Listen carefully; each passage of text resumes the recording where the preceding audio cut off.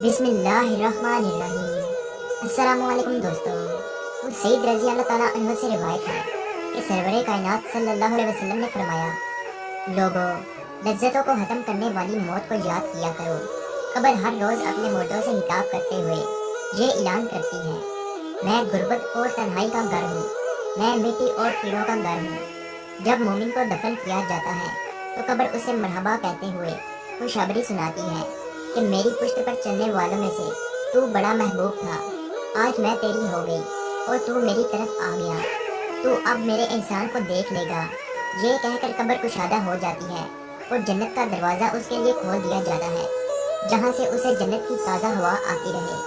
ابو ہریرہ رضی اللہ تعالیٰ عنہ کا بیان ہے کہ رسول صلی اللہ علیہ وسلم ایک جنازہ میں شریک ہوئے، میں بھی آپ صلی اللہ علیہ وسلم کے ہمراہ تھا۔ آپ ایک قبر کے پاس بیٹھے اور فرمایا، یہ قبر ہر دن آواز بلند کرتی ہے، اے آدم کی اولاد، تو کیوں مجھے بھول گیا؟ کیا تجھے یہ معلوم نہیں میں تنہائی کا گھر ہوں، غربت کیڑوں مکوڑوں کا گھر ہوں، میں بہت تنگ گھر ہوں، مگر اللہ جس کے لیے کشادگی کا حکم فرمائے گا اس کے لیے کشادہ ہو جاؤں گی۔ اس کے بعد آپ صلی اللہ علیہ وسلم نے فرمایا، اے قبر، تو یا تو جنت کا چمن ہے یا پھر آگ کا ایک تندور۔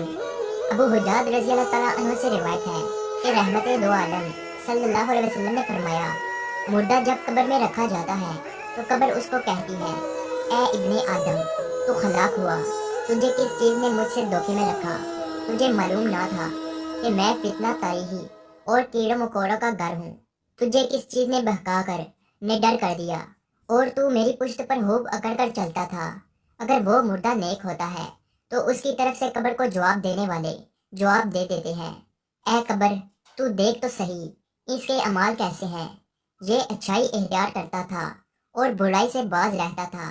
یہ سن کر قبر کہتی ہے، بے شک یہ نیک تھا، اب میں اس کے لیے سرسبز ہو جاتی ہوں۔ مردے کا جسم اس وقت منور ہو جاتا ہے اور اس کی روح اللہ تعالیٰ کی طرف بھیج دی جاتی ہے۔ عبداللہ بن عبید رضی اللہ تعالیٰ عنہ سے روایت ہے کہ رسول صلی اللہ علیہ وسلم نے فرمایا کہ مردہ قبر میں بیٹھتا ہے اور ان لوگوں کے پیروں کی آواز بھی سنتا ہے جو اس کے ساتھ جنازے سے قبر تک گئے ہوں۔ مردے سے اس کی قبر کہتی ہے، اے ابن آدم، تیری ہلاکت ہو، تو نے میری تنگی، بدبو اور کیڑے مکوڑوں کا خوف نہیں دیکھا، اس لیے تو نے ان چیزوں سے بچنے کے لیے تیاری نہ کی۔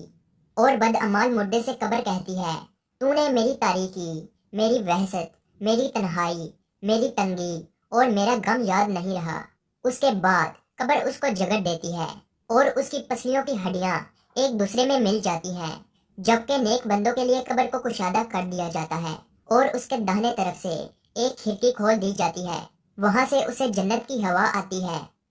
اللہ سبحانہ و تعالی ہم سب کو قبر کے عذاب سے بچائے اور دنیا میں رہ کر آخرت کی تیاری کرنے والا بنائے۔